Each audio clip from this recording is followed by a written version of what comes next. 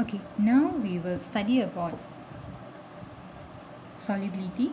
Solubility of compound in water and organic solvent. You know what is water? What is organic solvent? Organic solvent means any kind of solution that cannot dissolve in water. When you try to mix both of them, they will form two layers. Like for example, oil and water, they cannot dissolve, right? They will form two layers, right? So that's called organic solvent. Other examples of organic solvent are like, you see, cyclohexene, petrol, kerosene, turpentine, any kind of alcohols, ether, where the name is quite weird like that. Those are actually organic solvent, meaning they cannot dissolve in water. Okay, so now which compound can dissolve in water, which compound can dissolve in organic solvent? How you do the experiment is, in one test tube, you fill it with distilled water. Another test tube, you fill it with cyclohexane. Cyclohexane is an example of organic solvent. I repeat again, okay?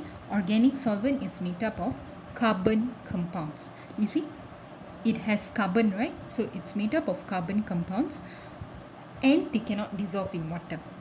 If I try to take this cyclohexane and water, try to mix together, they form two layers. That's called organic solvent. So how I do the experiment is, I take magnesium chloride, I try to dissolve in both, I see whether they can dissolve or not. Then I repeat the experiment with naphthalene solution. Okay, okay? That's how you do the experiment. So which compounds can dissolve? All ionic compound can dissolve in water but cannot dissolve in organic solvent. All covalent compound can dissolve in organic solvent but cannot dissolve in water. Why is that so?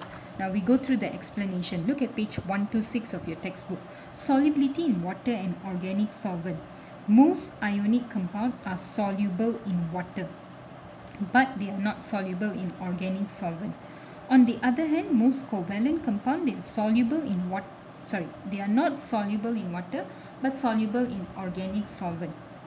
When dissolved in water, water molecules will help to overcome the electrostatic attraction force between ions and break down the lattice structure of the solid compound. Okay, I'm sure by now you're lost already, right? What does it mean?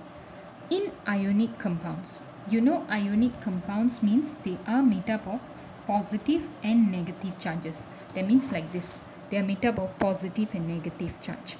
And I told you just now, how I want to break this structure is by, I either heat it up, I make it to melt, or I dissolve it in water. When I dissolve it in water, we talk about water now because it's solubility, right? When I dissolve it in water, what happened is, remember water, you see, water, this is water, it is partially negative, oxygen is partially negative, hydrogen is partially positive. This is about hydrogen bonding, which you have learned in yesterday's lesson.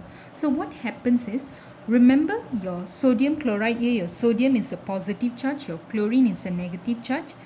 Since chlorine is a negative charge, the hydrogen here, which acts like partially positive, try to attract the chlorine, whereas your oxygen will try to attract the sodium. So eventually this one will break. This one will break because the water molecules from here will try to pull this side. This water molecule try to pull this side. This water molecule try to pull this side. Everything pull, pull, pull. This structure will break. Okay? Why? It's because they are ions. Ions have charges, positive and negative. They get attracted with this. That's why ionic compound can dissolve in water molecule. But in organic solvent, they are neutral. They are just molecules. Organic solvent are solutions that are made up of molecules. They don't have like this partial positive, partial negative, no. Remember, organic molecules are just made up of, you see, I explained to you over here. Molecules in covalent compound are neutral, they don't carry any charges. As well as organic solvent also, they cannot overcome the electrostatic force because they themselves are, this organic solvent are neutral molecules. They are all actually neutral molecules. Remember, I tell you they are mainly made up of carbon compounds. Usually it's carbon and hydrogen. This is a non-metal. So meaning they themselves are covalent. So they cannot have any attraction with the sodium chloride. Because they cannot have any attraction, they cannot overcome. And that is why ionic compound not soluble in organic solvent, but they are soluble in water. Okay, Ken? Next, covalent compound.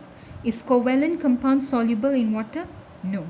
Why covalent compound is not soluble in water? Because covalent compound are neutral, right? Covalent compounds, they are neutral molecules. Because they are neutral molecules, and here this one is like partially positive, partially negative, they cannot attract, because this one will attract opposite charges, not neutral. Because they cannot attract and they cannot break, they still remain as molecule, they don't dissolve it. You see, molecules in covalent compound are neutral, they don't carry any charges. So the molecules in covalent compound are soluble in organic solvent, but they are not soluble in water. To be soluble in water, you must be ions, because water here act like partially positive, partially negative. So I also need to be like negative and positive character. But in organic solvent, they are neutral. Covalent compound, they are neutral. So they both dissolve together happily. Okay? So that is about solubility of ionic compound and solubility of covalent compound.